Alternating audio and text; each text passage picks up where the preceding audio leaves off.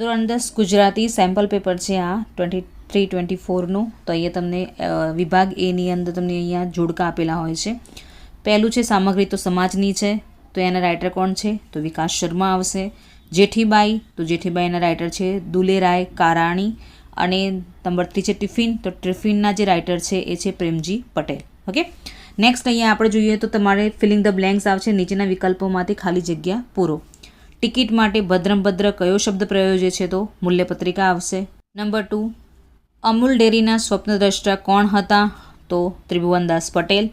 પછી છે તમારે નીચે આપેલા વિધાનો ખરા છે કે ખોટા તે જણાવો.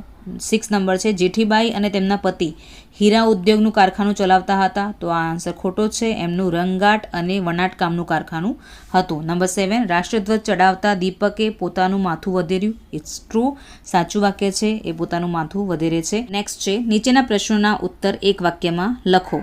નંબર 8, સૂરજ તો બધે સરખો વાટના આધારે આગ્રામાં છોકરાને શું જોવાની ઈચ્છા છે? તો આન્સર આવશે તાજમહેલ જોવાની ઈચ્છા છે. પૂરા સેન્ટેન્સમાં લખવાનું છે. નંબર 9, ઉદ્યોગ ધંધા અને ટેકનોલોજીની દ્રષ્ટિએ કયો દેશ આગળ વધેલો છે? તો ઉત્તર આવશે ઉદ્યોગ ધંધા અને ટેકનોલોજીની દ્રષ્ટિએ જર્મની દેશ આગળ વધેલો છે. નંબર 10, ટિફિન કૃતિમાં ગાય માટે કયો શબ્દ પ્રયોજાયો છે? તો ટિફિન કૃતિમાં ગાય માટે કારવી અને ઘોરવી આ શબ્દ પ્રયોજાયો છે. તો આટલા હતા તમારો ઓબ્જેક્ટિવ. આગળ સવિસ્તાર ઉત્તર છે આપણે નેક્સ્ટ વિડીયોમાં જોઈશું. Okay, take care all of you. Bye bye.